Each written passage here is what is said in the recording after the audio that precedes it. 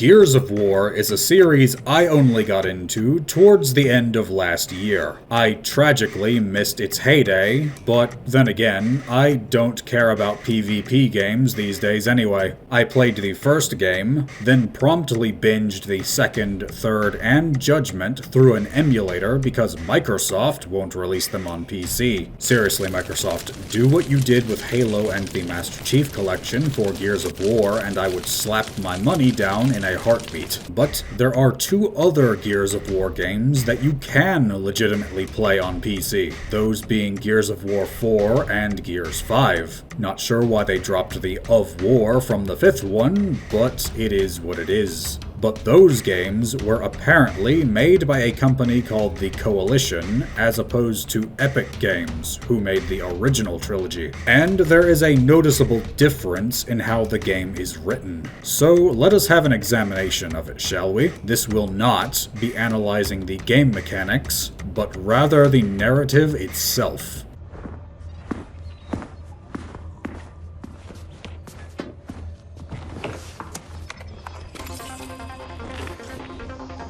And we're back.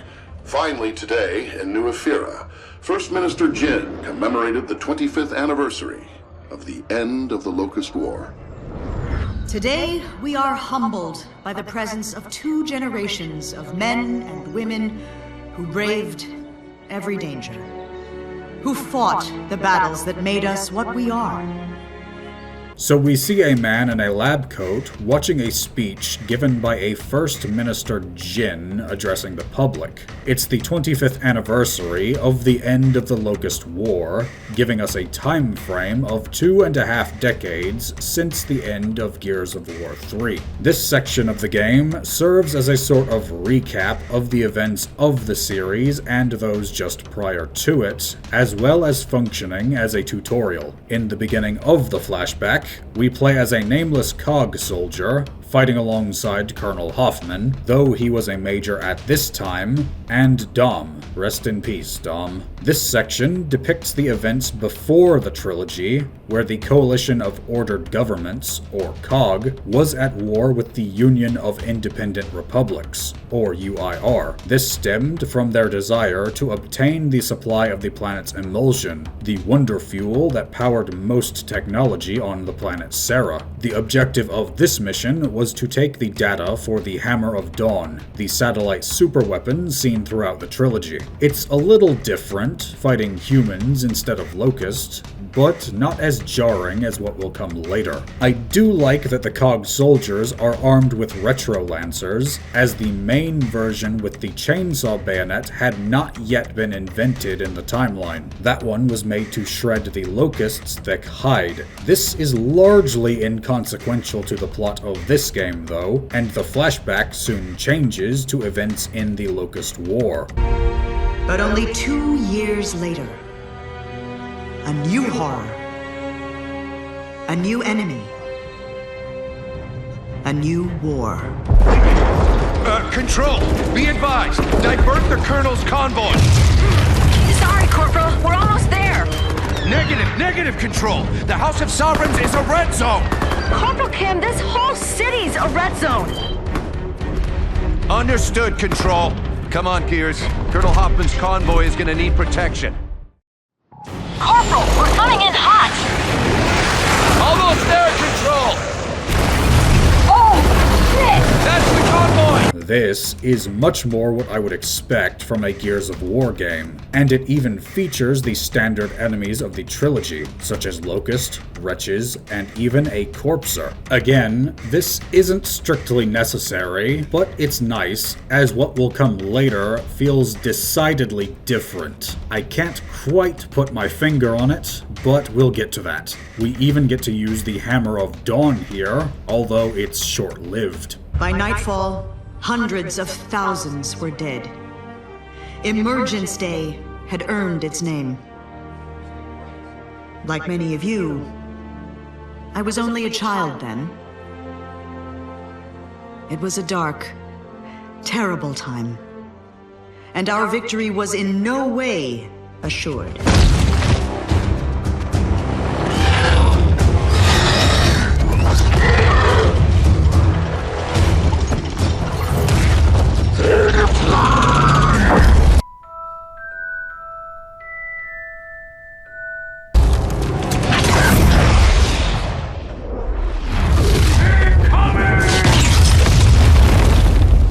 But the final part of the flashback cuts to Hoffman's defense of Anvil Gate, as we never really saw what became of it after we left there in Gears of War 3. This section is the last we'll see of proper Locust, and even then it mostly functions as a defense section until the Emulsion countermeasure weapon goes off. For those needing a refresher, that was how humanity defeated the Locust, as both factions were contending with the Lambent. Long story short, the Emulsion would corrupt and control living beings, which would be known as the Lambent. Adam Phoenix created a massive device which sent out a pulse that killed Lambent cells, but given how long the Locust had been in proximity to Emulsion, they too were affected by this. However, there is a discrepancy between this cutscene and what we witnessed at the end of Gears of War 3. It's too late, Marcus. Every cell in my body's breaking down. And this is going to happen to every contaminated cell on Seraph. It has to. No, goddammit, I can't lose you again! I'm glad I was able to see you again, Marcus. Now go and live for me.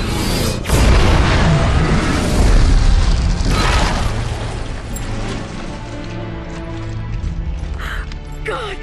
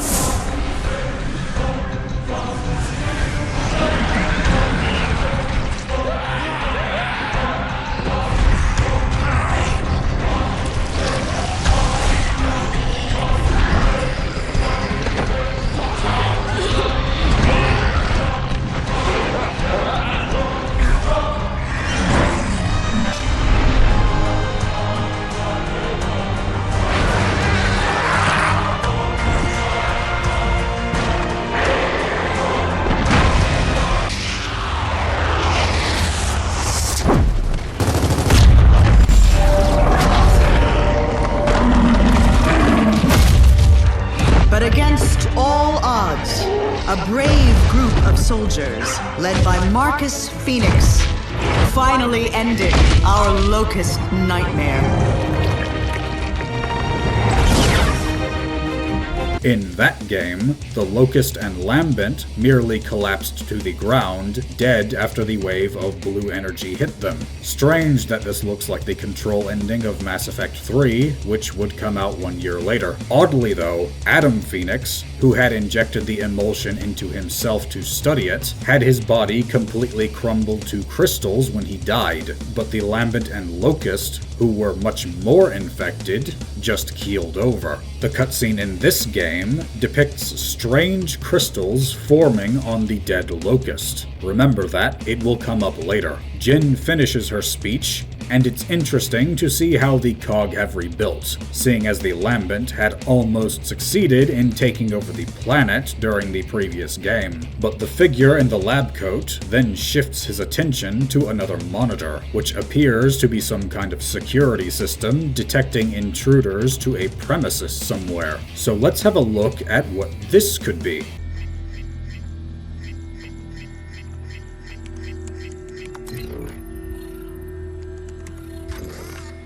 Hey, you coming?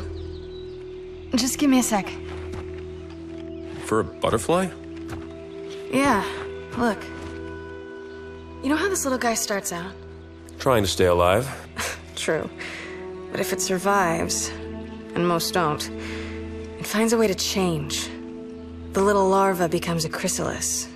Inside, it destroys and rebuilds itself, changing its color, its shape. It gets wings, claws. It slashes its way out of its cage, and then it's new and beautiful. You shouldn't have come. Save your breath, JD. That one? She's a mother's daughter. She really is. I really am.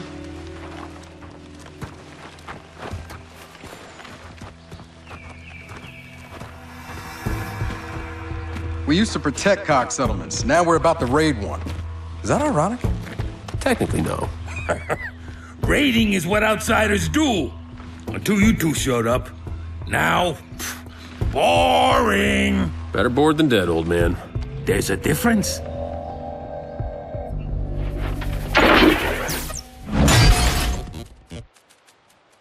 No alarm. Thank you very much. Yeah, we're not gonna be bored. Dad, on the other hand. That's not the security alarm. Oh shit, wind flare! We can take cover inside the settlement! To the wagon, all of you! Go! Oh, gotta love the pseudo-philosophical BS of modern writing. Totally not trying to be on the nose with foreshadowing there. And with that haircut and the stupid beanie, I can already tell that we won't be seeing much in terms of anything sensible or selfless from this character. So 3 of these 4 characters used to be COG and are now traitors, looking to raid this developing settlement for its resources. You know what traitors and raiders deserve? A short drop and a sudden stop. Way to go, game. Making me play as a character that I already despise. Though on a different note, we see an odd weather condition that the characters refer to as a wind flare. This looks like a combination of a thunderstorm and a sandstorm, though lightning isn't usually red. I suppose it's reminiscent of the Razor Hail in Gears of War 2, though that has never seen a reappearance. Also, I would like to mention that this character I'm forced to play as is armed with the Marxa rifle, the weapon used by the UIR. Even more confirmation that I'm the bad guy, as I'm using the Kami gun. Lovely. The other guy has a hammerburst, a locust weapon, cementing that we are better off not being among those still breathing. Still, our band of filth make their way inside the settlement under construction, until... Remain where you are. Ah, shit. Shepherds will escort you from the premises.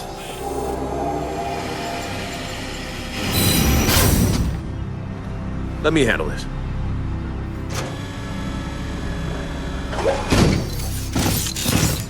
Citizen, you are not authorized. No citizens here.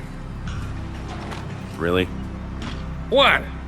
Citizen implies we claim allegiance to a centralized authority.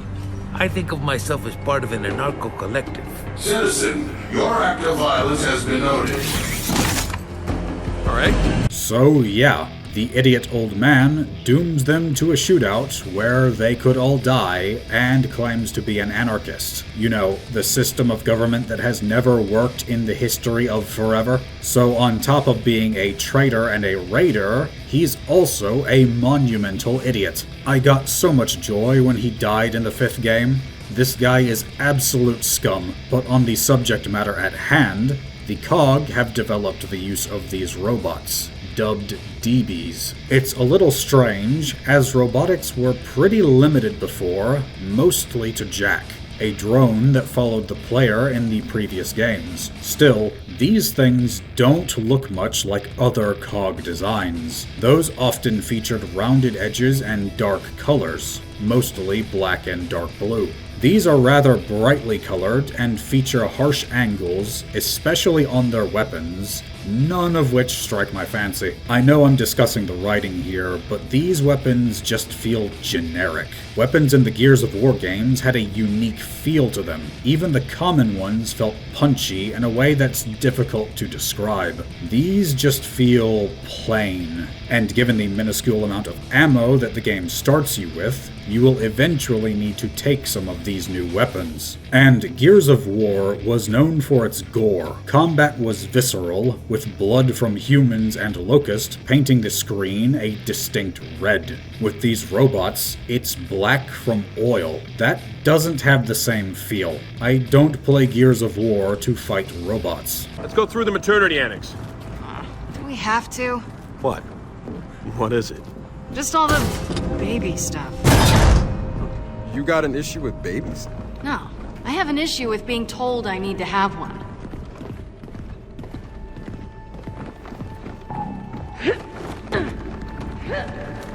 Best thing my mother did was raise me away from all this. Yeah, well, to be fair, we do need to repopulate. Oh yeah? Where do I sign up? Ew. I can 99% guarantee that nobody is telling you you need to have a kid. And even if they were, humanity was almost wiped out 25 years ago. You don't get new humans unless you procreate. I knew this character would be spouting off garbage just by looking at her. We lost Dom, and yet refuse like these characters get to persist. This is a tragedy if ever there was one. How do I turn this weapon around 180 degrees? Come on, baby, I just want out. Let's get this heist underway. Yep, our fabricator should be down in one of the storage bays. Well, technically, it's their fabricator. Thank you for reminding me why I hate my character game. So, we have a combat section where we steal the fabricator, which, as its name suggests, can create things such as weapons. Where it pulls these resources from, I have no idea. But eventually, we'll make it back outside to find... Oscar, we got the fabricator. Hi. Lieutenant, you've been busy. First Minister Jin, you're looking magnetic. Enough foolishness. You're coming with us. Those are new, and they're armed. They are. And here's what's interesting. Unlike you two, they actually follow orders. What is this? You looking for a repeat of Settlement 2? A highly successful operation. It's now our most compliant settlement. Look, our village hasn't had power in weeks. We need this fabricator. I don't care about the goddamn fabricator. You're taking my people. What? Don't forget, I know what you were trained to do. Bye? What the hell was she talking about? No clue. But we need to get out of here.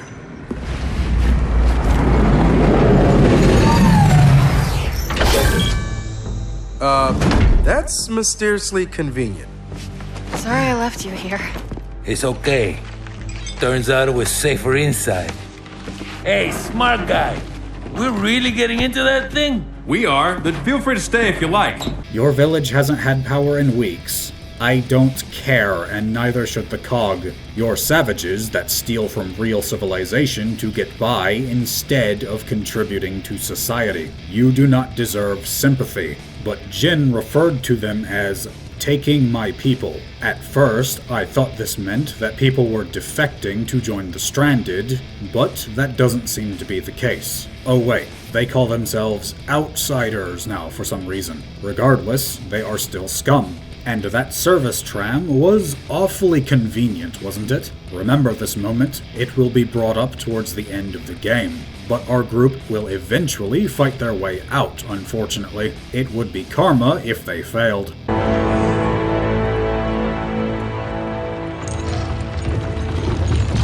Thank God you're safe. I was just about to head to Settlement 5 myself. We hit a few snags. What happened? The short version, the cog is on its way. How long do we have?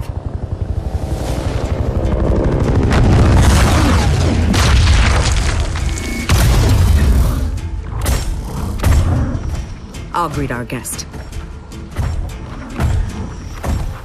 First Minister. Reyna, I'm here for my people. Stand aside. You're out of your jurisdiction, First Minister. So, here's what happens next. Anyone who resists cog justice will be dealt with. Like Settlement 2? That's your choice. You're forgetting one thing. Oh? And what's that?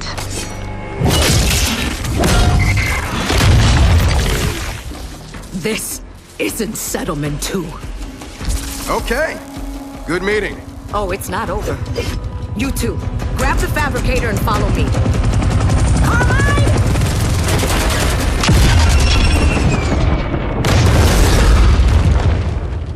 And I still despise these characters. They're stealing from honest people to eke out a living in the middle of nowhere. You know what it's called when an organism leeches off of another and gives nothing back?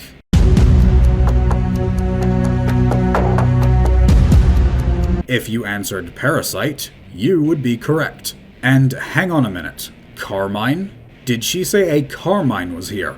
Okay, I was annoyed before, but now I'm on the verge of escalating my mood. So, looking this up in Outside Material, Gary Carmine is a member of this band of outlaws, a sibling to the other Carmines seen in the Gears of War trilogy. And let us recount that his brothers all joined the COG and helped save the world, with Anthony and Benjamin dying in the process. Meanwhile, this trash heap in human form has decided to defect and fight against civilization. If I was Clayton Carmine, the other survivor of the 4 siblings, I would want to do in this one myself. 2 of your brothers died fighting for good, and here you are siding with evil. So there's another combat section revolving around using the Fabricator to set up defenses, though anything you can make with it doesn't really do much. Really, I want the robots to win, as there's nobody here worth saving, playable characters included.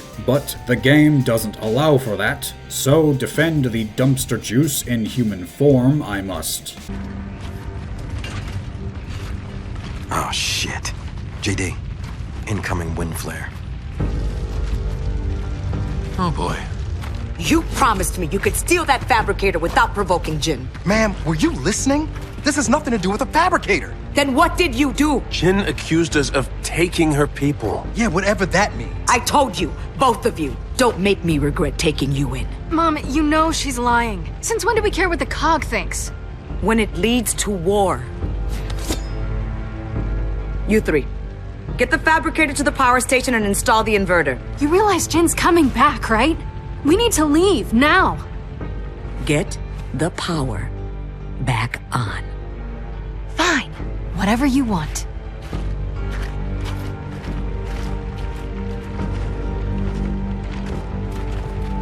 You, when more cogs show up, sound the alarm. Yes, ma'am. Hey, you always said this day would come. Which is why we stick to the plan.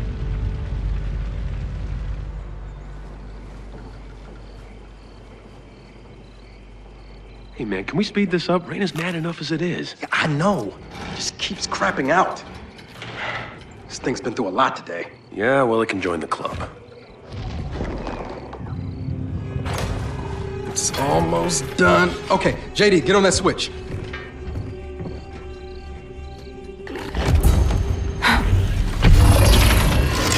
Okay, fire it up.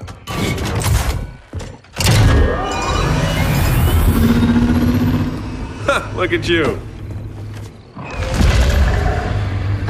Guys? Come on, a minute. You lost faith in me for a second. Did you touch something? What?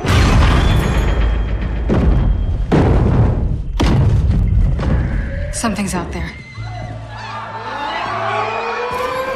Come on.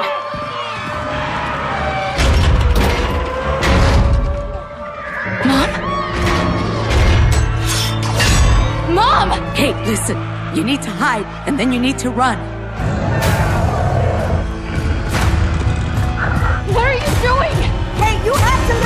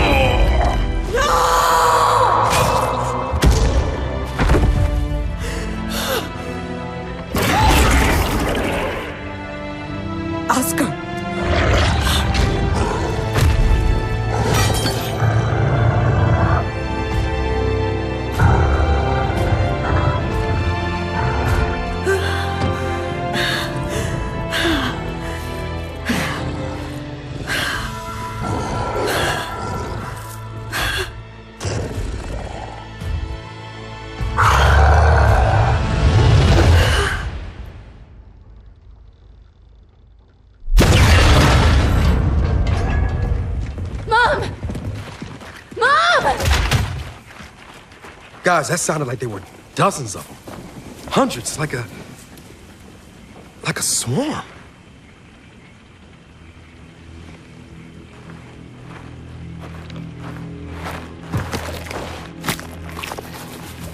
What the hell, man?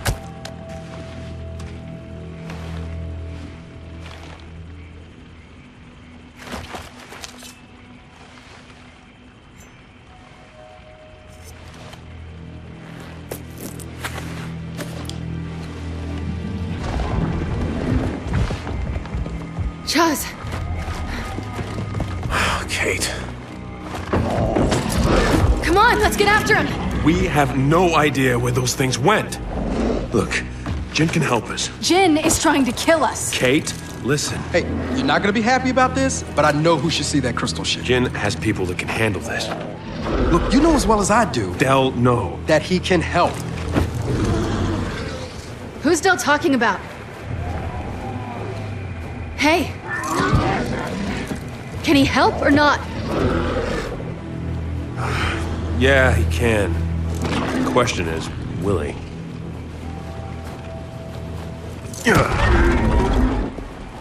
Thank you, newfound antagonists. You have no idea how grateful I am that you got rid of these parasites. Genuinely, I was grinning from ear to ear, seeing the leader of these up-jumped bandits get slammed around by a locust. Because even though the camera tries to hide it by not showing it fully, that was a locust. Somehow.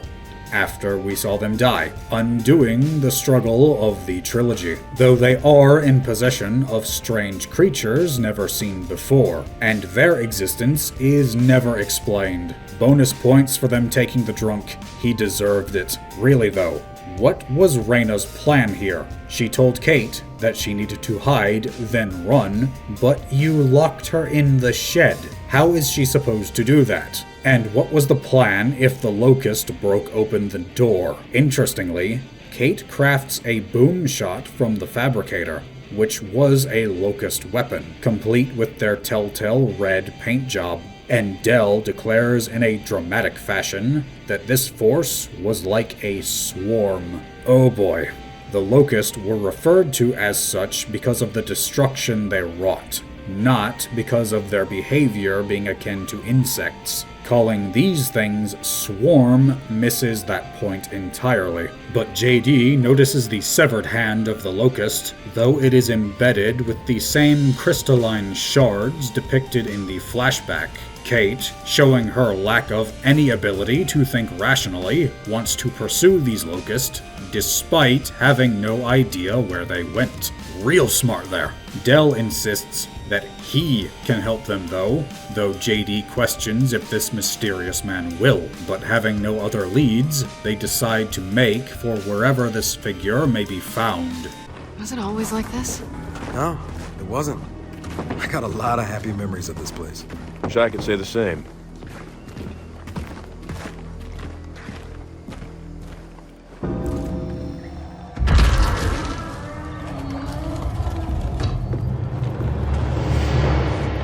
Welcome home, James. How'd you know we were here? Huh. That's new. Not that new. Dad, we need your help. I'm all done helping you. Look, this time I'm not running from the cog. Del, you in this too? Waist deep. You were supposed to keep him out of trouble. Now, you know that's not possible. I'd introduce myself, but you'll be leaving soon. JD, show him. Show me what? Our village was attacked. And my mother was taken. Taken? Along with all our friends. Dad, you should look at this. No, you look. I warned you not to join the cog. What did you do? Dad. I told you, don't go, outsider. The cog will hunt you down. Again, what did you do? Just shut up and look!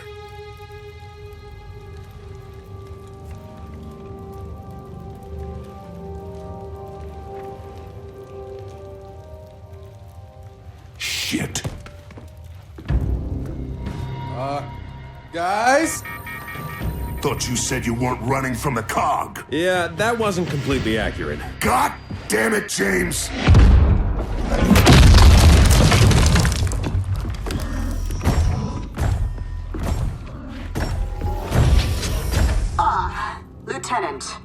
Time to finish our earlier conversation. Jin, listen, you have no idea what's actually happening here. Oh, but I do. Sedition, led by one James Dominic Phoenix, the son of a famously disgruntled old gear. Speaking of which, Sergeant, how are you? Sorry about the door. Don't sweat it. We were just leaving. So we're clear, Sergeant. If you choose to aid these fugitives, I can't protect you. Yeah, that sounds about right.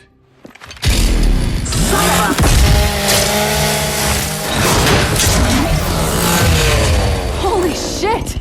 Ah, and the mysterious he was none other than Marcus Phoenix himself. Thank you, a character I don't hate. And you see, this is how Gears of War characters are supposed to look. The whole point was that they're exaggerated and broad. JD and Dell here are scrawny by comparison. Still, unfortunately, your son turned out to side with walking trash, Marcus. I'm so sorry. Unfortunately, Marcus saws Jin's mobile unit in half rather than anyone explaining what happened with the Locust. This is called a plot contrivance. If they communicated, then the plot wouldn't happen. So sadly, this conversation can't be allowed to play out. All the subtlety of smashing a window these writers have. I suppose it was inevitable though, as you can't just let them take your son, as tempting as that might be. Still, might want to deliver a good gut punch for what he's done at least.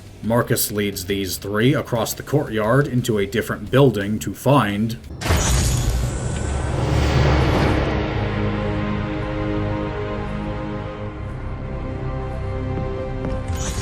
Yeah, now these are my kind of family heirlooms.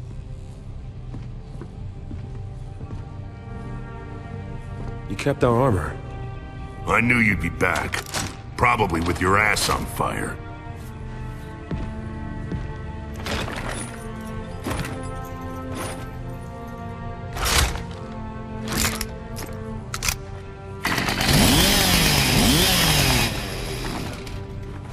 Let me get that. Kinda feels like I'm wearing a door. Good. It's supposed to. Didn't get your name. Kate. Well, take good care of that armor, Kate.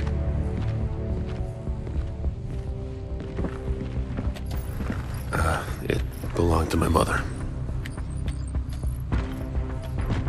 Oh, what's that? Just calling in a favor. Speaking of favors, you probably want this back. Thanks, Dell. All right. Time to introduce the new cog to the old cog. And clear these bucketheads out of my house. No, Kate does not get to wear Anya's armor. Keep my wife's name out your mouth! Thankfully, she died off screen and has thus been spared this tragic turn of events. On a more positive note, we get the actual Lancer back. This thing is easily in my top 5 weapons of gaming, right up there with the plasma rifle from Halo and Starfang from Dragon Age Origins. This thing is always satisfying. Using the chainsaw bayonet floods my brain with dopamine and serotonin, even in this game and Gears 5, the ones that aren't as good.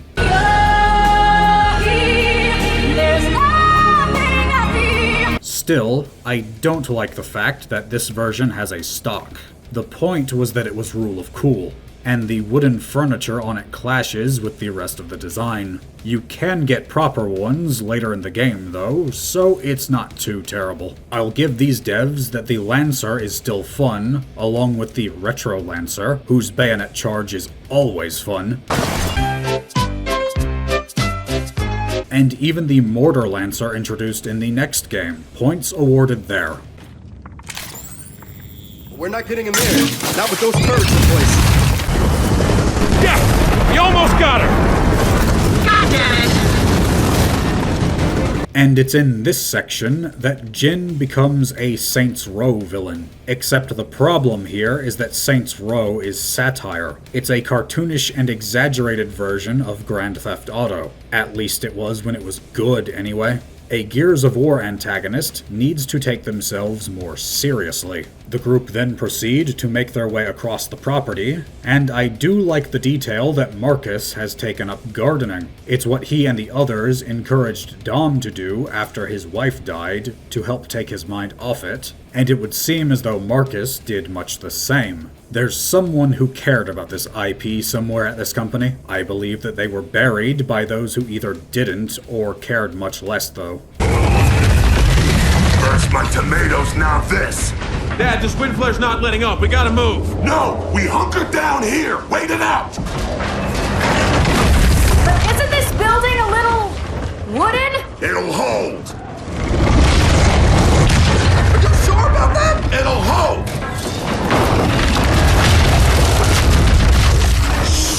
The group then move to take shelter from another wind flare in the barrel shed, which starts getting torn apart. If this is a regular weather occurrence, why would you construct buildings that cannot withstand it? We don't make houses out of tissue paper because they would never stand up to the weather.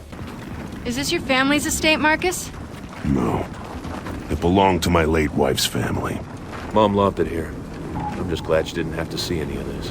That makes two of us. I too am glad that Anya didn't witness this game. Go, go, get inside!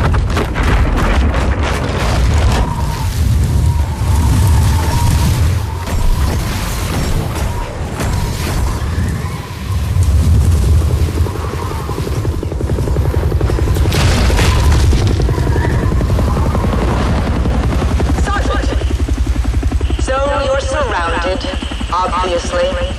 Things are on fire, and your home, well, it's destroyed. None of this gives me pleasure. But if you don't come out immediately, I can't be held responsible for what happens next to you or your son. Well?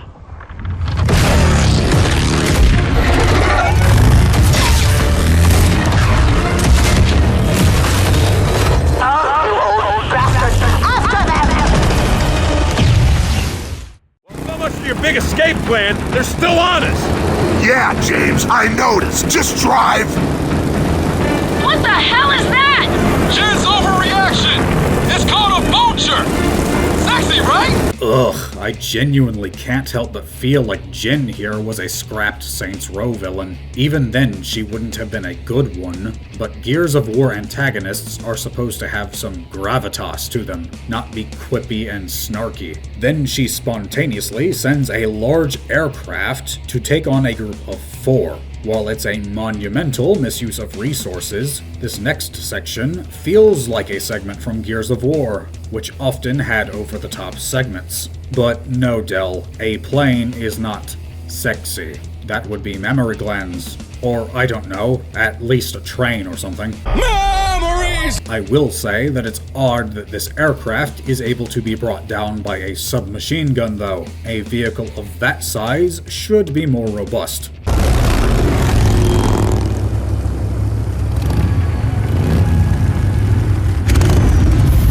We walk from here. You think the swarms hold up in that fort?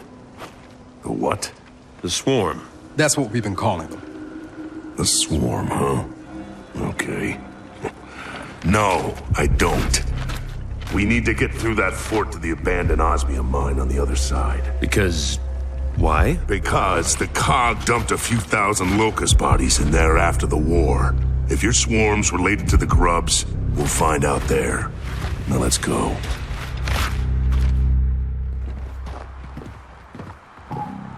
Marcus, this locust burial site. Have you been there? Once, 25 years ago, James's mother and I went down to supervise the disposal. By then, the grubs' bodies were completely covered in that crystal shit. Pretty much indestructible. So they sealed them up and walked away. Okay, I gotta know. Do you think the locusts are back? Don't know yet. That's the one nice thing about being old. You don't have to have an opinion about everything. So Marcus believes that this swarm is connected to the Locust based upon the crystallized emulsion that JD showed him. So they're heading down to investigate where the Locust bodies were dumped. And we have our objective. Also, he's completely right about not needing to have an opinion about everything. The world would be better if more people did that instead of manufacturing outrage all the time. I astound people when I tell them that I don't have an opinion on something because I don't know enough about it. They can't comprehend not having a knee-jerk reaction. Hey, there's water here. Pretty sure that's how you get dysentery. Let's assume I'll live. Let's hope you don't. No one has any dust out. What's that? I have no idea. See where it leads. It's glowing. Through here. What is this?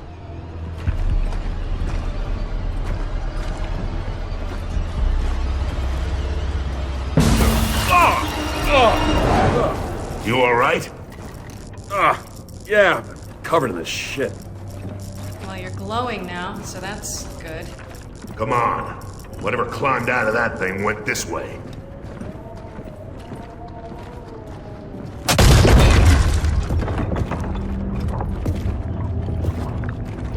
Hey, wait a minute.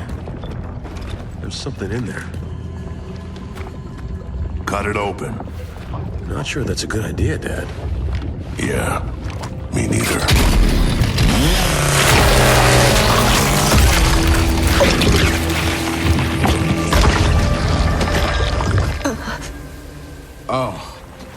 Oh, that's nasty.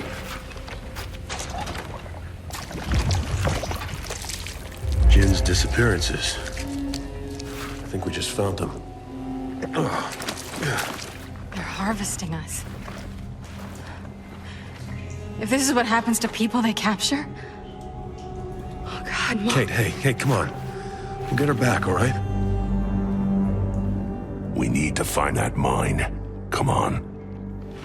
But we soon discover these strange, fleshy tendrils lying around. This certainly isn't what the Locust were. What's more, cutting open that biological pod reveals that the swarm put the abducted people within them, which breaks them down for an as-of-now unknown purpose. I mean, Kate's mother happily steals resources from honest people instead of earning a living through honest means, so she deserves the same punishment you would give a bandit, but I would rather give them something quicker than this.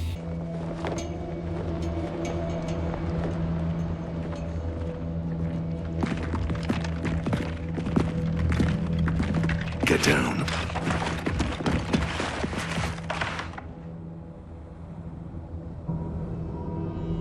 That thing's been following us since we got here. I'm gonna flush it out. What? How? Yeah, that works. When it bolts, take it out. Got it? Got it.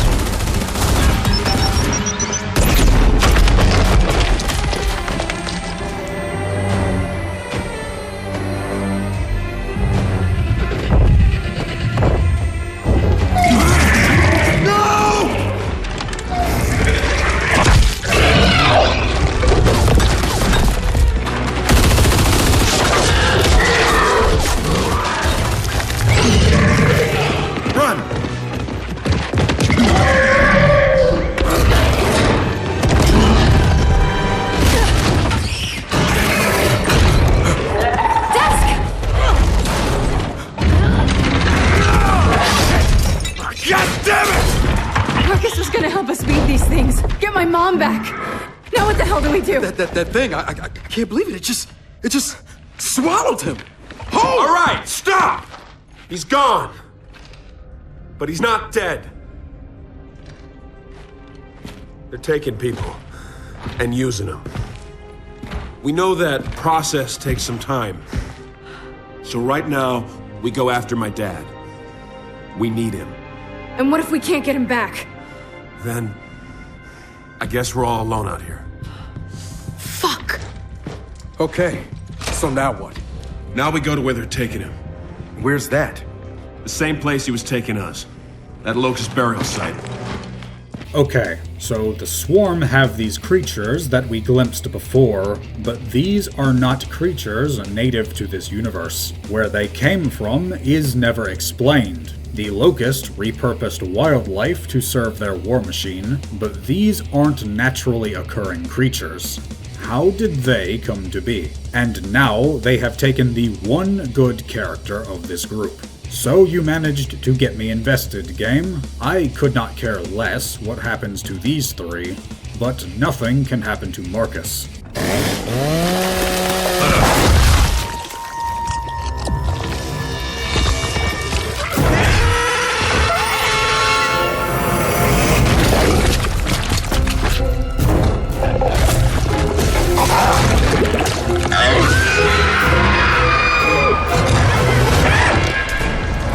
And now it's revealed what those pods do. They break down humans and turn them into these juvenile locust-like creatures. That explains the on-the-nose butterfly speech that Kate had earlier, but that isn't how the locust reproduced. They made baby locust through berserkers, which were the females of their species. I just died in your arms tonight. If male locust survived, as that was what took Kate's mother, then the females should have as well. Still, if these are former humans, I'm going to hope that some of them are those filthy outsiders. It makes the experience more cathartic. Our merry band of miscreants keeps making their way towards the mine where Marcus stated that the locust corpses were dumped, occasionally getting radio static from Marcus's gear, letting them know that they are on the right track. This section is light on narrative and more about gameplay. One thing that I do find odd, though, is that there are many skeletons wearing cog armor lying around. Why is that? They clearly weren't taken by the Swarm, as they would have been put in pods, meaning that they died long before all this. How and why did they die here in numbers such as this?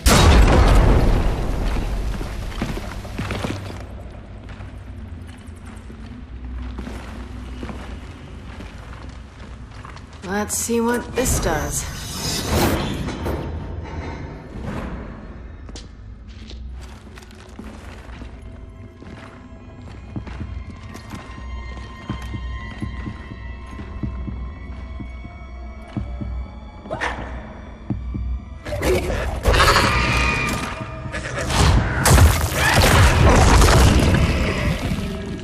What the hell?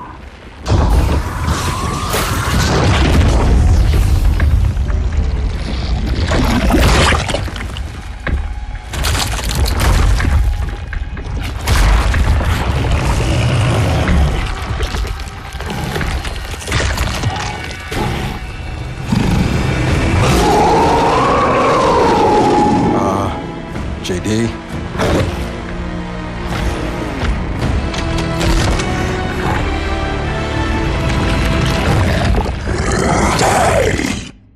But now we get to encounter enemies that are similar to the Locust from Gears of War proper. The juvenile creatures dive into this fleshy pit that is supposed to be reminiscent of the emergence holes that the Locust used to dig their way to the surface. And they emerge as these things. How that works is anyone's guess. This is janky, to put it mildly. It reminds me of the bizarre life cycle of the xenomorphs in Aliens. There is an egg laid by a queen, which hatches a facehugger, which then implants an embryo into a host organism, which then hatches a baby xenomorph. The swarm have to abduct a human, put them in a pod that they somehow made, which will then transform them into a juvenile, which then needs to jump into a flesh pit to become a drone. Haphazard only mildly describes this process. There! God damn it! Oh, shit.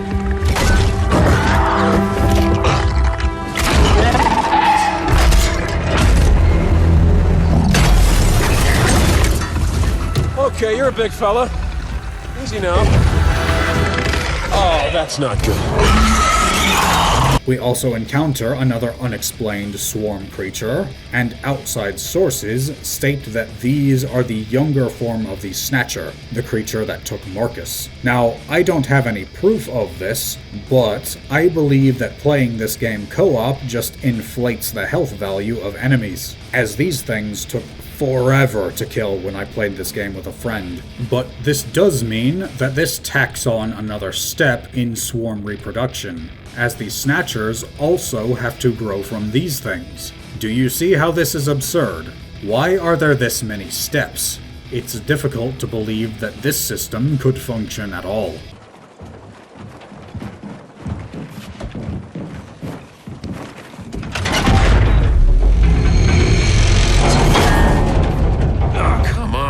Seriously? Counterweight's dragging. Go. I got this.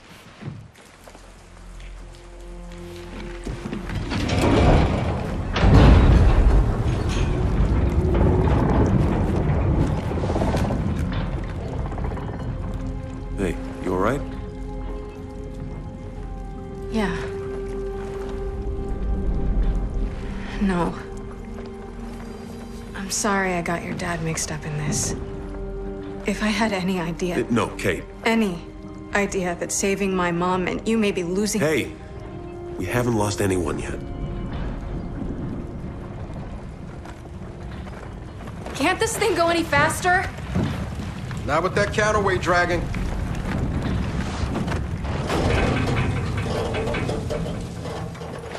Huh, counterweight, huh? Wait! No!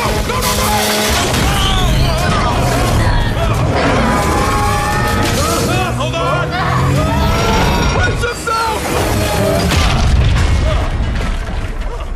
So we actually get one of Kate's rare moments of being a decent person. Those are few and far between. It seems somebody somewhere knew that players would need more investment in this story though, as I only care about Marcus. Kate's mom can bite the dust for all I care. For the audience to care about a character, we need time to become attached to them, to find out who they are and understand them. Marcus has the benefit of 3 games worth of attachment. Kate's mom only has a few minutes of being insufferable and parasitic, which doesn't lend itself well to investment. Well, that Snatcher climbed up here. Gotta be around somewhere. It's like, you know what I keep thinking? Tourists used to come here. Families. That was way before any of us were born. Yeah, but the cock just let all these places rot. Stuck everyone behind walls. Well, not everyone. Look, you gotta remember, my dad, Raina, Oscar, even Jin, they all went through hell together. Places like this just remind them of that. Yeah. And now we get to go through hell in them too. Oh no! The cog built shelter to keep out the horrific monsters and nightmarish weather conditions. Really? This game has a nasty habit of trying to make the cog out to be the bad guys, with all the evidence to the contrary. Then again, this comes from someone who sided with Stranded, so he's not exactly intelligent. Anyway, the narrative is rather light in this section, so let's keep following the trail of the Snatcher that took Marcus.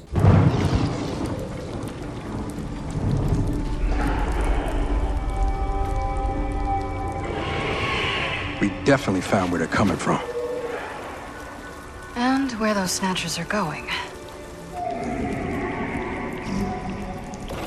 So, who's going in first?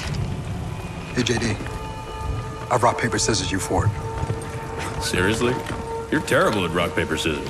How can someone be terrible at rock, paper, scissors? Easily, because you always pick paper. Do I?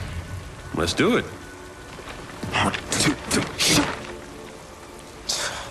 Damn it.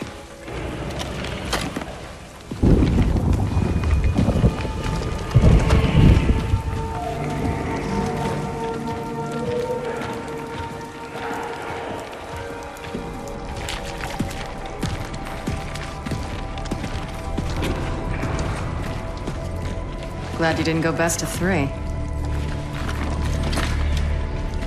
Ever heard of a joke overstaying its welcome? Yeah, this is a textbook case of that. Your father was taken by these things, and you're flapping your gums about rock, paper, scissors. I feel like smashing my head against a brick wall. Maybe that will delete the memory of that scene. No obligation. Just take this form, fill it out at your leisure, and mail it in. Within 4 to 6 weeks. Why don't you make like a banana and shit? Interestingly, in this next encounter, though, we see another of the Locust weapons in use, the Boltok revolver. I generally prefer the snub pistol, but I picked this up because my 2 friends who played these games love this pistol, and having them with me in spirit helped to get through this odyssey, though both would contest that the Nasher shotgun was their thing alone. I'm not going to use their names, so I'll just call them Ronald and Mike.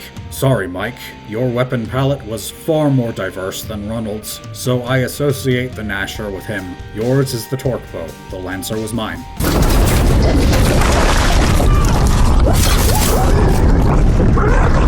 Watch those drones in back! They have torque bows! And speaking of the torque bow, there it is. This is a bit of environmental storytelling though, as it would seem that the Swarm here have either found or made Locust weapons, and they know how to use them. Hey, there's a hole under this thing! I'll be pushing out of the way! Thanks! Can we not do rock, paper, scissors this time? Or as Dell likes to call it, paper, paper, paper. Can that joke die off already, please? It was dumb before, but it certainly overstayed its welcome. Regardless, though, our cast are now proceeding ever downward, hinting that there may be some truth to Marcus's hypothesis. Looks like we finally found the mine. And more snatchers. We're heading right down into it. So how do we follow him now? Follow. Down there. Yeah, sure, why not? Maybe we use that old ore transporter. Looks like an elevator to hell. Well, good. Because that's where we're going.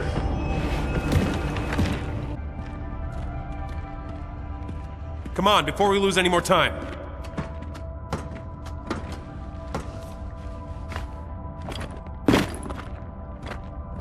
Okay, what is it? JD, we have no idea what's down there. We don't even know what these things are. When I run into a burning house, I want to know how bad the fire is. Look, Del, if you're scared... Man, don't talk to me about being scared. Right now, I don't even know what kind of house it is. When you wanted to leave the cog, did I argue? Did I argue? You did not. Because I trusted you. Well, now I need you to trust me. My dad's alive, and he's down there. Okay. How about you? Hey, we've come this far. We're not stopping now. Del, you don't strike me as the guy to run into a burning building. You strike me as an idiot. And now you're getting cold feet. Stop being a wuss and muster what poor excuse for courage you possess and get going. Besides, it's not like you have many better options. And this sequence informs us that it was Del who wanted to turn traitor to begin with, and JD followed him. And these are supposed to be the characters I'm endeared to, ? And you would leave Marcus Phoenix to his fate. Please, apply fist to your windpipe. The next sequence is another defense section, as this also features a fabricator, and was the only sequence where I died because I got too aggressive, and the AI refused to pathfind over to me and offer a revive. Again though, Any defenses the game lets you construct, like turrets, don't really do much, so it's mostly up to you to take on everything yourself. Well, that's over. I'm sure that's not the last of them. Then let's lay down more fortifications. Make things as suboptimal for them as possible. Keep talking like that, Jin might make you a second lieutenant. Oh, really? Because I'd rather die in a fire. Oh yes, you would rather die in a fire than contribute to society. You'd much prefer to be a parasite and have everyone's work be stolen for your own convenience. Get back in the dumpster where you belong, Kate. But the old ore elevator has seen better days, and the firefight on top of it damages its mechanisms, resulting in...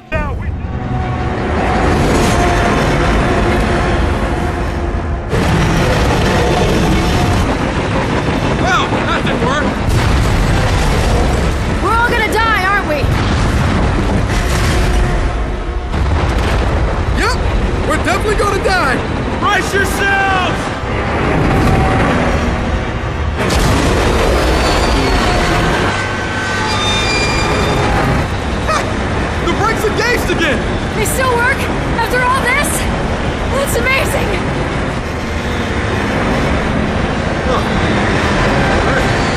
Guys? I think we're good.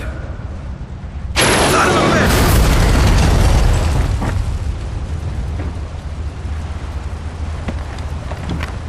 Now, is everyone alright? Oh. Surprisingly, we're good. Good enough. Then let's find my dad. Well, now you have no way back up, so forward is your only option for now. That's a lot of guns. Huh, shit. They didn't just dump Locust bodies. They dumped their weapons down here, too. That's creepy. Let's keep moving. This confirms the earlier observation, though. The weapons of the Locust were left here with their bodies. I feel like that was a waste, as you could either use them yourself or scrap them for parts. But it is what it is, I suppose. Wait a moment, though. Del had a hammer burst at the beginning of the game, and that's a Locust-made weapon. How did that happen if these were left down here?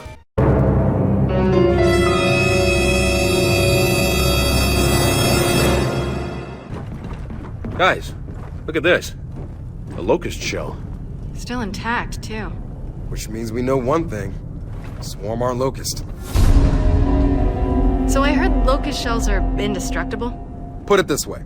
You smash a diamond against those things, the diamond shatters. I know, but remember the crystals I dug out of that monster's hand? They look the same. Something's going on down here. This gives us an insight to what happened to the Locust. Apparently, they were completely covered in these emulsion crystals, which are harder than diamonds. This will leave me asking a question in a minute, but I will voice that when we come to that particular bridge.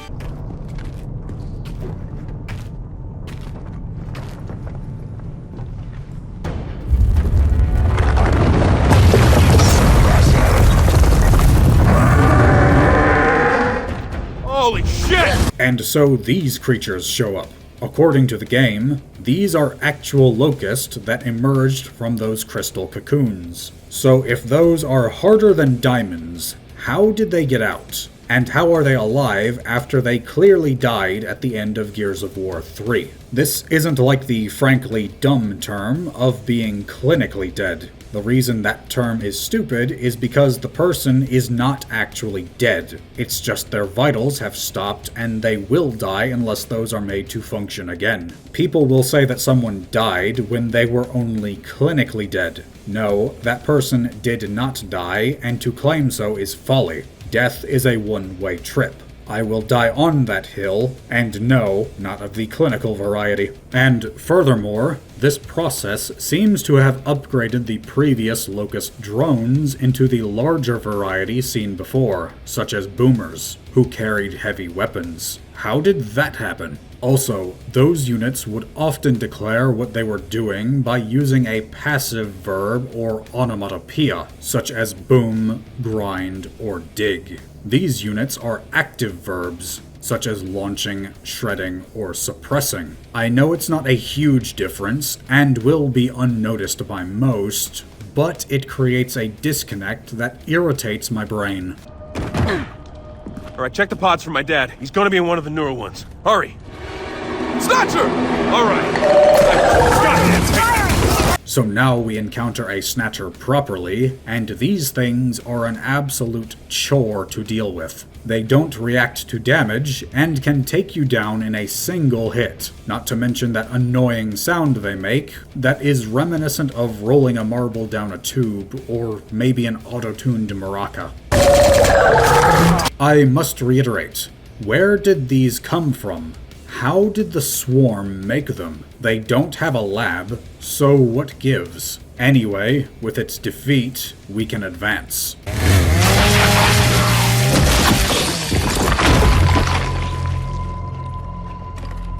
Oh god.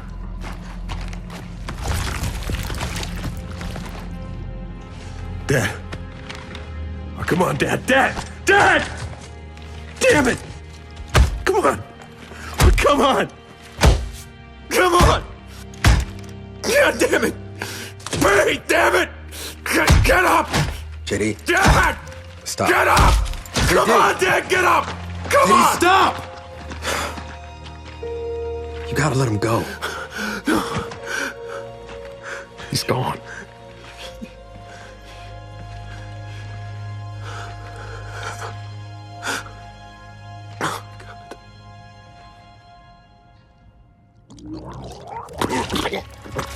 Help me get his armor off!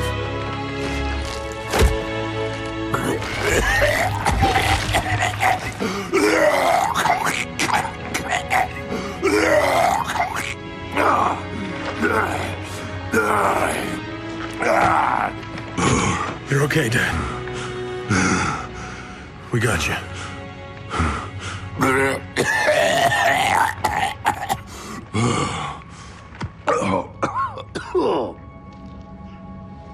Wow. You smell bad. James. In that pod. I was in their network. Network? What network? This whole goddamn hive. It's all connected. All the people they've potted. I could feel them. The locusts never die, James. Yeah, we figured that out.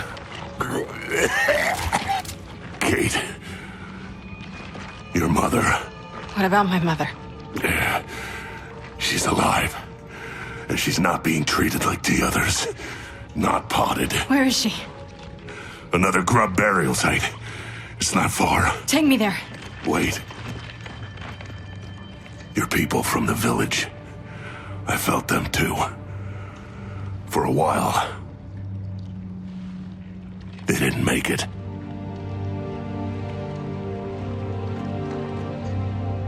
Oh, damn it. Oscar. Kate.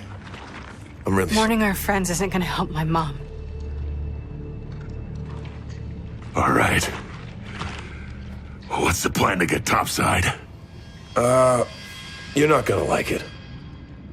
Don't you ever fake out the death of Marcus Phoenix. Dom's death was bad enough in Gears of War 3, but getting rid of Marcus, Coltrane, or Baird is not an option I will consider. This is a problem with sequels in general, as they can drudge up a character who had gone through struggles, and the audience believed them to have their happily ever after, only to possibly kill them off.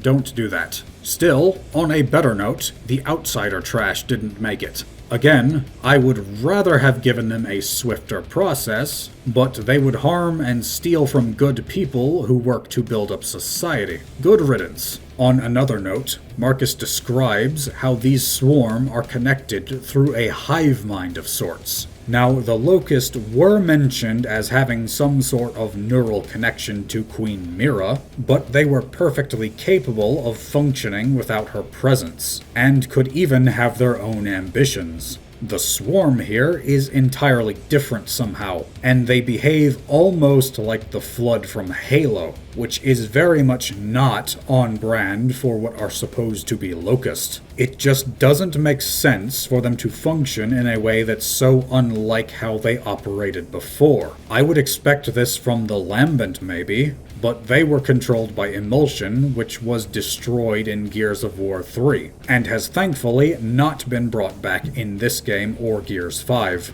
But the Swarm Horde have had just about enough of the presence of these humans, and so the crew needs to fight their way back to the remains of the ore transporter. This is our way back up? You're coming. Kate, with me. James, we need a plan. Okay, fuel tank. Exploded. Control room? Destroyed. Hurry! We fly? Huh? Interesting. Also impossible. Maybe not.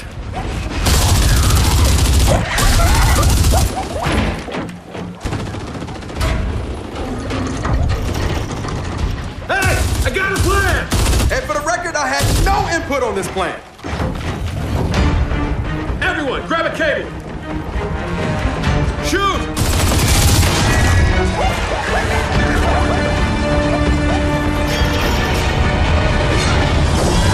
Oh, shit!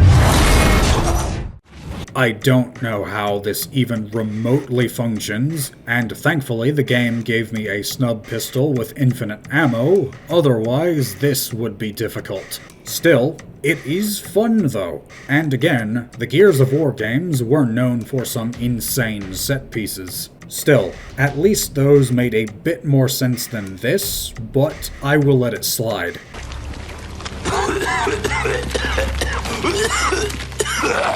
Hey, Dad. You okay? Yeah. But listen, before we hit the other hive, we should think about backup. What? You mean Jin? No, a friend. Come on, anyone but him. Calling him in means a slight detour. A detour? What if we detoured on our way to you? Kate, I told you, your mother's... That's right, you'd probably be a puddle of goo right now. Or worse. Oh, come on. There's not much worse than a puddle of goo. We're going to get her. Now.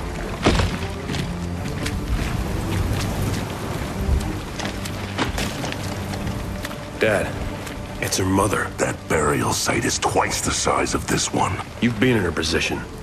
Did you wait for backup?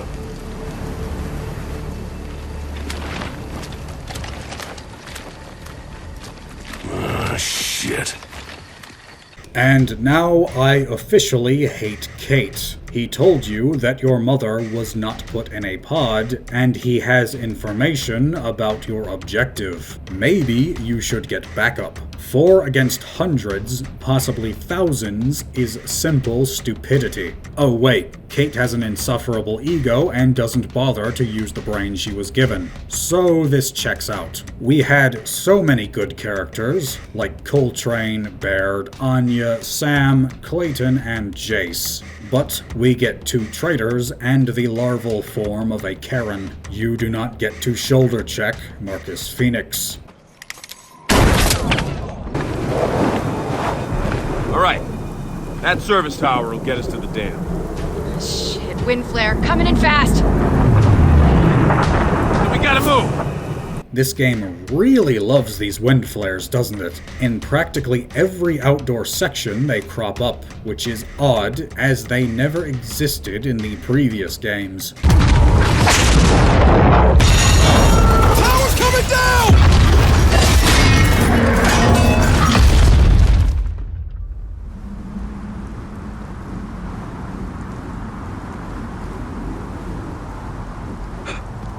Everyone all right? Yeah, I think so. Storm wall passed, but we just lost our way up. There's another service tower up ahead. Follow me. So, is it just me, or does it feel like this entire planet's trying to kill us? Definitely not just you. Why does Dell say this entire planet? That makes it sound like the humans of this setting have interstellar travel, which they do not. I know that's not precisely what his words mean, but the way he said it gives that implication. I need a hand!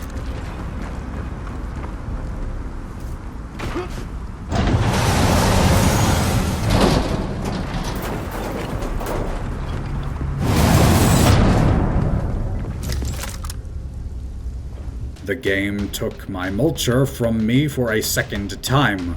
Dual-Wielder's getting pretty upsetty spaghetti right about now. Precious!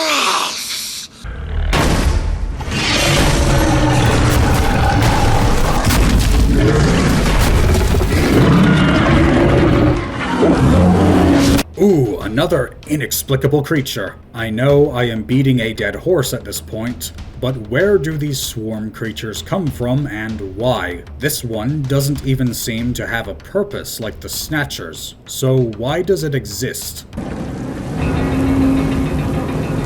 So that's where we're going, huh? Hope it has an elevator.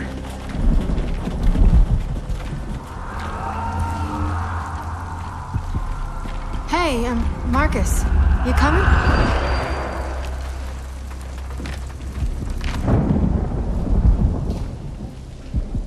When you were here with the cog, what happened? This dam powered the last of the cog's factories. I got here right before it fell.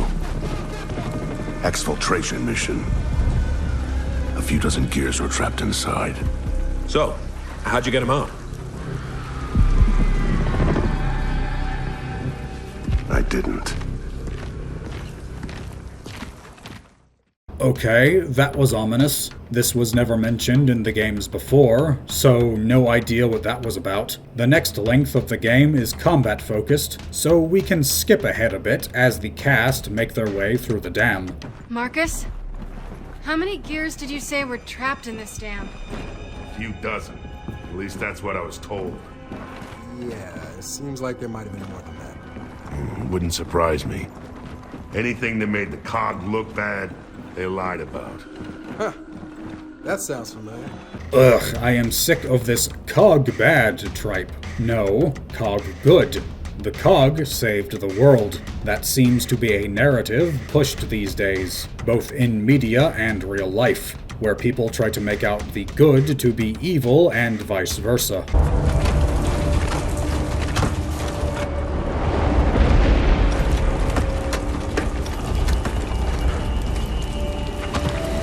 What is it?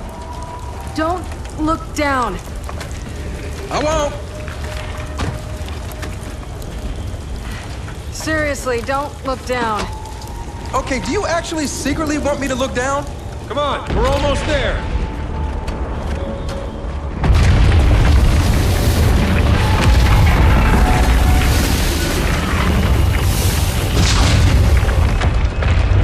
Holy shit. Holy shit. Holy shit. Yeah, we've established that. Fuck it. Let's just get down there. There's another way to do this. You mean get help? She can't wait. Hey, if we don't stop these things, everyone within 1,000 miles dies. Not just your mother. Almost everyone I care about is already dead. Remember? Yeah, I do. I can't believe I'm saying this, but... Dad, do you have a way to call him? Not here. Do you think you can call him from there? That could work. Then let's move before this wind flare gets any worse. If your friend can't help, I'm coming back. Alone if I have to. If he can't help, we'll be right beside you.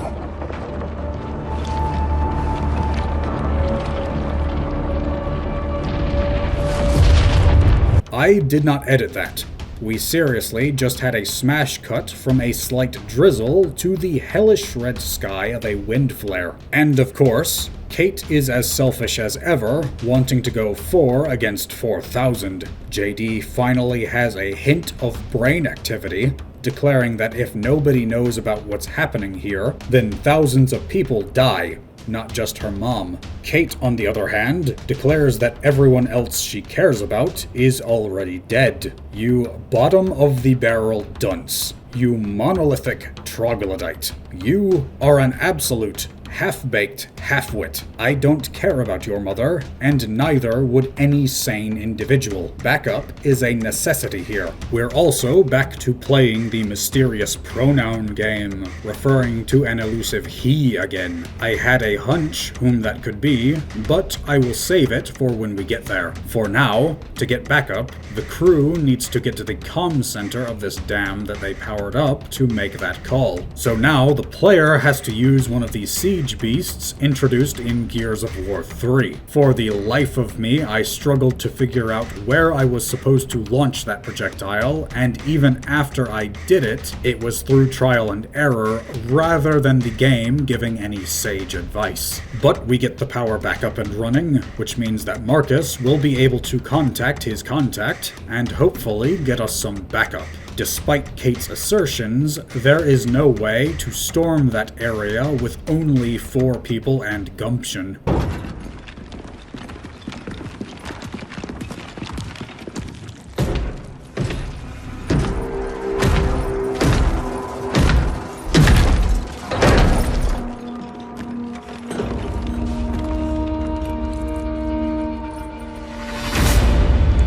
It's him. What? Who? The one who took my mom. She is where she belongs. Kate, don't listen to it. Tell me where my mother is! The path to your mother lies through me.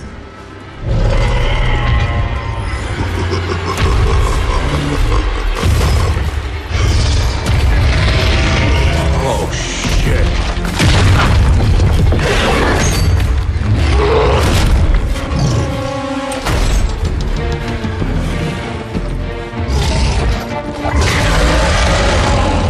Oh, we get a boss fight with a Brumac. That's a little more like it. This is the Locust that took Kate's mother, and did a poor job of it, as he lost a hand. Still, he has some rather odd dialogue. The path to your mother lies through me. What? Apparently, this exchange was meant to play out differently. Kate would demand to know where her mother is, and this Locust would exclaim, "No, we are her children. Not you." That would be far more telling than this cryptic nonsense. With him straight up jumping to killing the intruders, his lines are rather stupid.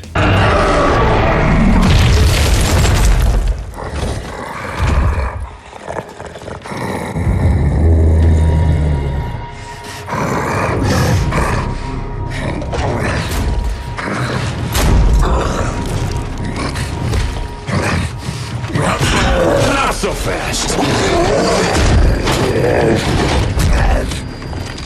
You swarm are all connected, right? In your hives? Well then, broadcast this. We're getting my mother back. Then we're burning your goddamn hive to the fucking ground! I don't believe for a second that Kate could kill this thing via curb stomp, and her lines are not the least bit intimidating. Some people just don't have voices suited for such a task. I should know, I'm one of them. Mine sounds like I'm speaking out of my nostrils. And this is no disrespect towards the voice actress. She did a perfectly fine job with the material she was given. All of the cast did. It's just the material given doesn't play into their strengths.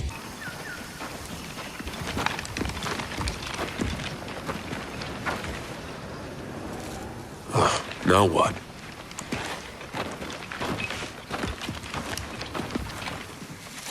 You know, Jin, as much as I enjoy our chats, we're a little busy. You said before I didn't know what was going on, so why don't you educate me? Look who finally figured out that 4 people aren't taking on the entire COG army just for the hell of it. Took her long enough. Here's what I propose. We all go back to New Ephyra and you tell me exactly what's out here. You've seen them, haven't you? This isn't an intelligence summit, Lieutenant. Yeah, that's pretty obvious. What's obvious is that my efforts to keep our society united is the only chance we have against whatever's out here. You actually believe the bullshit that comes out of your mouth, don't you? Must be comforting, since no one else does. Lieutenant? I'm not your fucking lieutenant! JD, what's happening?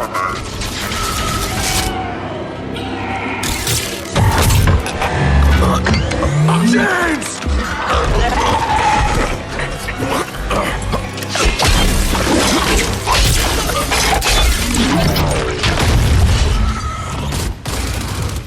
But outside, Jin has another robot just standing there, as if awaiting the party's arrival. How would she know where they are? She lost track of them after the plane went down. She couldn't have known that they went to the fort, down the mine, through the dam, and are now out here. Also, robots aren't particularly effective if they can be disabled via stabbing. That's kind of the strength of having them, is that they can be hardier than flesh and blood soldiers. Still, it's confirmed that these pouncers can hack robots, somehow. It still doesn't make any sense how it could be controlled, though.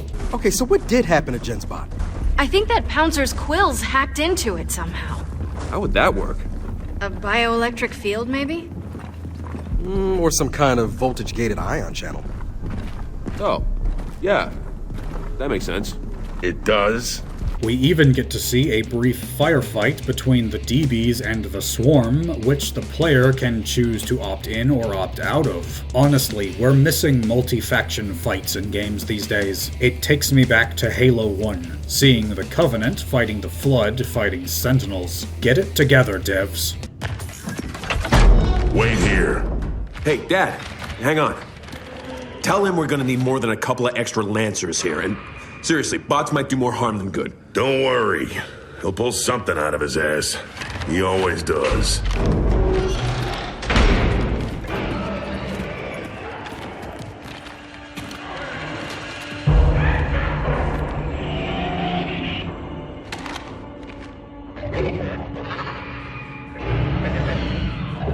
They're surrounding us.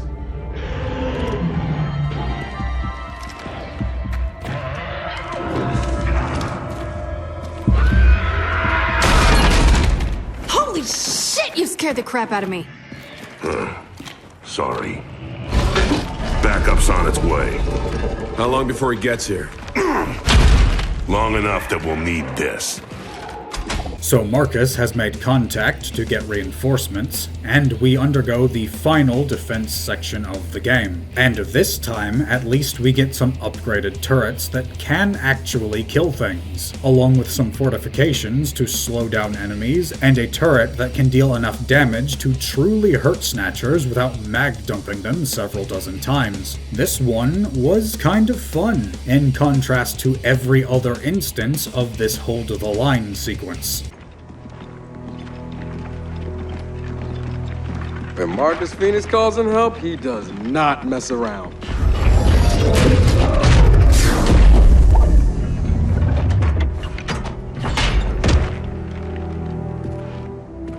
What?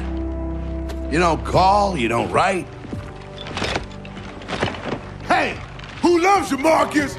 Woo! Been too long, Cole. Yeah, about 10 years too long. You remember James? Yeah, I remember him being a lot smaller. Everyone's small next to you, Uncle Cole. Uncle Cole? Excuse me, what? Didn't I give you enough toys when you were a kid? Oh, I've seen enough of your toys to last a lifetime, thanks. His toys. Kate, Dell, meet Damon Baird, CEO of DB Industries, whose bots have been trying to kill us for the last 20 hours. Hey, whoa. The whole killer DB thing? Jin did that, not me. Well, they've still got your initials on them. Let me know if any of this sounds familiar. You go AWOL from the COG, about 6 months ago, and somehow no one arrests you. Or even more recently, there you are, stuck in Settlement 5, and just magically, a bot transport cart pulls up and tells you to get in. Oh, seriously, Dad? You had this asshole watching out for me?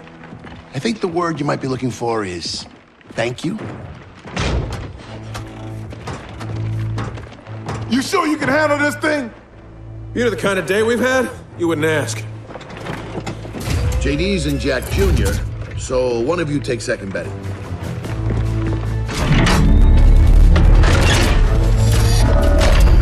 So they back. Really back. I kind of missed them in a weird, messed up sort of way. I know what you mean. And there's our ride. I'm here, sweet cheeks. Ready to go? Tell me your wife wanted to do this. Sam and I aren't married. Special lady friend, please. And she insisted on coming.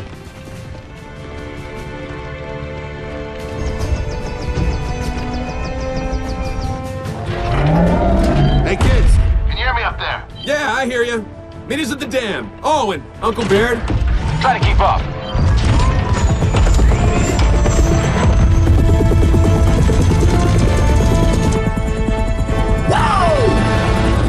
Seeing Baird, Sam, and none other than the Coltrane himself almost made the rest of this game worth it. Almost. You see, these are the characters I want to see when I play a Gears of War game, not walking rubbish that takes up with Stranded. And yes, I did note how horrifically ungrateful JD was towards Baird, who was the guy in the lab coat from the beginning of the game, and the one who saved their group. This man made it so that you weren't apprehended for your numerous crimes, and you can't even muster up a thank you. Marcus, please beat some sense into your kid. Though I don't believe for a second that Coltrane or Marcus would say that they missed the Locust. The only time the former lost his composure was when he found out that Dom had died, largely at the hands of the Locust. This is strikingly out of character. So JD and Kate take control of the mechs, a new addition to the series. I do have to question how they know how to pilot equipment like this. Maybe, and it's a big maybe, JD might have seen some sort of conceptual stage of these things, or piloted one, though given that we only see these once more in the next game, piloted by Coltrane, that doesn't seem likely. There's no way that Kate should know how to do this, and it's interesting that the second player will take control of her for this final stretch of the game, whereas before they would be playing as Del, who is now on the helicopter with the actual good characters. This section is a romp, taking out enemies that had previously been overwhelming before, including 2 Brumacs. No, I will not call them Swarmacs. Seriously, this reminds me that I really need to get around to playing Titanfall at some point. I've heard that it's good.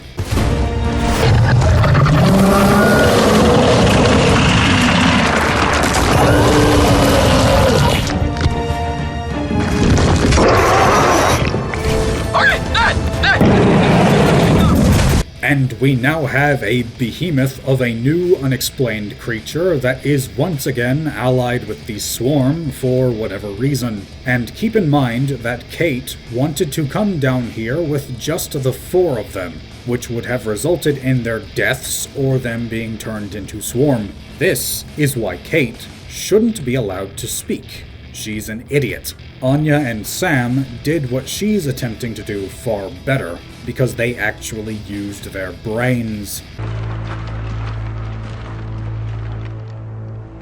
Let's go get her.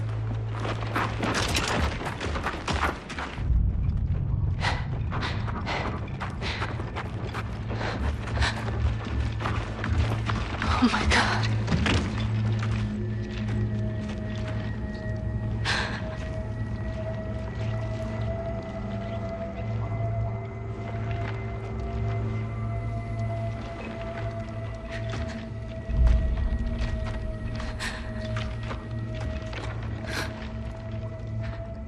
You knew,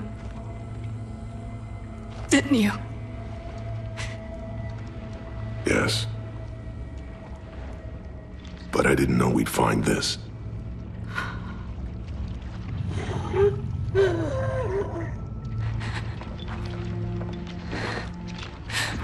If I'm released, I'll die. They've seen to that. Katie, cut me loose. Please.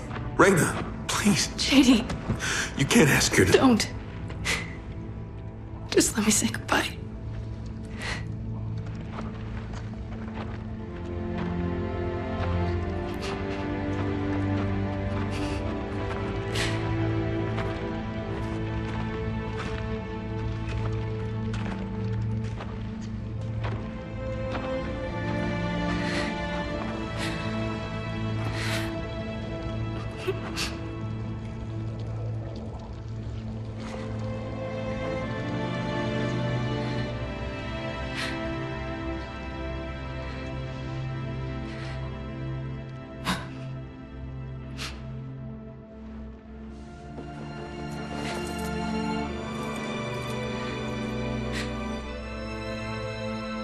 Take it.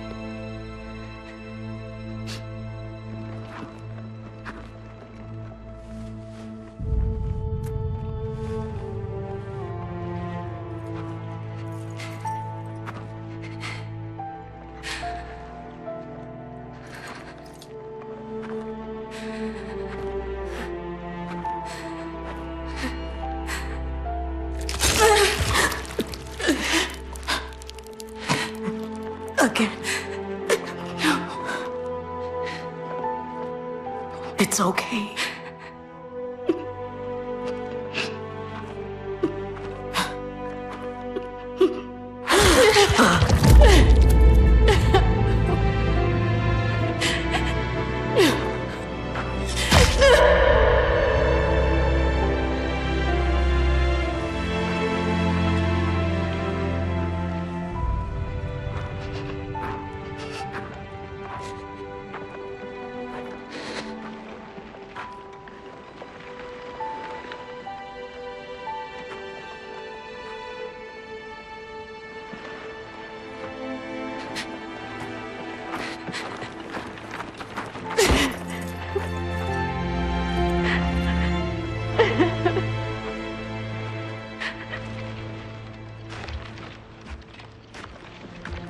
This isn't over.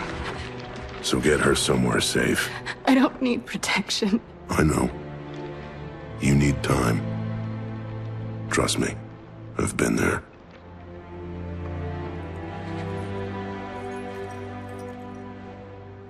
She wanted you to have that. It was my grandmother's.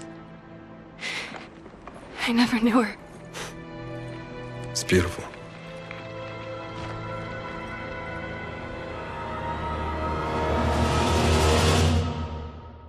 So now we find out what the Swarm were doing to Kate's mother. While it doesn't make a ton of sense in this game, it's revealed in the sequel that Kate's mother is the daughter of Mira, the Queen of the Locust. And the Swarm were looking to make her their new queen by using this fleshy mound thing. Not sure how that works, and that wasn't the case for Mira, but that's what we're given. This also makes Kate the granddaughter of Mira, so evil runs strong in her family. Really, this looks more like a Flood Gravemind from Halo than something from Gears of War. But anyway, if you knew that cutting your mother out of the fleshy mound would kill her, why not just use the gun you're carrying instead of slowly cutting her out first? This method is clearly more painful than an instantaneous blast through the brain. And on top of that, they leave her corpse in there. After cutting her out, they don't take her remains, which get reanimated in the sequel, so great job there. I will say that I do like Marcus's reaction here. He, of all people, knows what it's like to lose people you care about. He lost his mom while he was young. He lost his best friend to the Lambent, he lost his dad in the process of defeating the Locust, and he lost his wife between the last game and this one. The man's been through the ringer. But anyway, the game just stops there. I didn't edit that cut to black. That's the end. In a story, you typically have the exposition, which leads to the inciting incident. Then most of the story will be rising action, where everything builds up to the climax. And then you have the falling action, where the audience sees the aftermath of everything that's happened, followed by the final conclusion. There is no conclusion here, and barely any falling action. This doesn't end, it just stops. But we do have an after credits scene.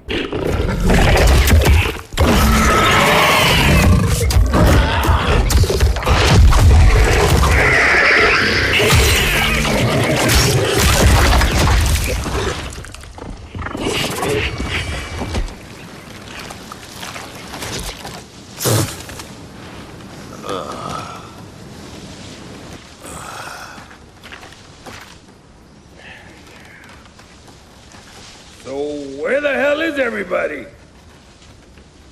Oh, f*** off. You're telling me that this drunk deadbeat can escape a snatcher, but Marcus Phoenix can't? Digest fecal matter and perish. So, that was Gears of War 4. Not a sequel that needed to be made, but made it was. So hindsight is 2020. How could we tweak this premise to make it better? Well, for starters, bringing back the Locust undoes the struggle of the trilogy. Some may chime in that they're swarm and thus different, but that's superficial. They have the strange flood inspiration from Halo, but the writers tried their hardest to bring the Locust back. So they're off the table. We also don't want the Lambent back for the same reason, and the UIR aren't really the most unique. So what do we have left? Well, Gears 5 did show us that underground stasis vaults of another entity were entirely unaffected by the pulse that killed the Locust. These were filled with creatures called sires. Giving a summary of the lore, the Locust came to be when humans began suffering from being exposed to emulsion, and so scientists experimented on them in an attempt to find a cure, implanting them with DNA of subterranean creatures that appeared to be resistant to emulsion. What they created were the sires. First seen in Gears of War 2. These creatures were highly aggressive and were the progenitors of the Locust. What if we expanded upon them? Apparently, there was even one that retained its intelligence mentioned in expanded media, so there is a precedent for them being able to think, even if most are savage. The story can begin not with a flashback, but with playing as JD alongside Del and Kate as COG soldiers, not traitor scum. In the 25 years after the Locust War, the UIR has had a resurgence in power now that emulsion is gone and putting them on an even footing with the COG. Tensions are escalated by the assertions that they have been abducting civilians, and a summit is held, where our characters are part of the security. Meeting on neutral ground, tensions escalate between the two opposing governments, which the sires make good on, sabotaging the summit, though doing so without detection, and so both COG and UIR believe that the other is at fault, resulting in a firefight. All units are recalled, and this is where JD, Del, and Kate return to Marcus's homestead, though Anya is alive this time, and this setting is now a sprawling settlement that grows food for the populace nearby. The Snatchers and Swarm can be a result of the Sires now, as they were genetically unstable. The attack occurs at night, and Anya is taken this time, and now there is a personal investment for players of the original trilogy. While Marcus had been detached before, now he leads his son to go after her, along with Kate and Del, who will have known their friend's mother and don't want their friend going into danger alone. From here, the game can largely play out the same as before, though the Sires have taken Anya to use as leverage, as they know that she is an important figure to the COG. With this setup, we avoid having the Locusts return undermining the previous 3 games, while simultaneously creating a new and fresh faction to go up against. The The Sires could repurpose old Locust weapons, and even have some new ones of their own. But these are just my thoughts on it. There was a seedling of a Gears of War game here, but the biological horror aspect really threw it off, alongside the game being preachy about being anti-COG for some reason. The game tried to force Kate and her mother into the spotlight, despite her not being the protagonist. This, combined with her insufferable personality, creates a strange feeling that we, playing as JD, are along for the ride instead of being at the driver's seat. Introducing a character out of the blue in a sequel and expecting the audience to care about them as much as the already established ones is futile. But what did you think about Gears of War 4 and Gears 5? 5's gameplay was a step up from this one, even if the story isn't much better. I wouldn't even say that these are bad as games, but the narrative left me wanting. I'm hoping we get some news for E-Day soon, but leave your thoughts in the comments below, leave a like on this video if you're so inclined, and subscribe to see more. I would like to thank you for watching, and may you all have a weapon in each hand.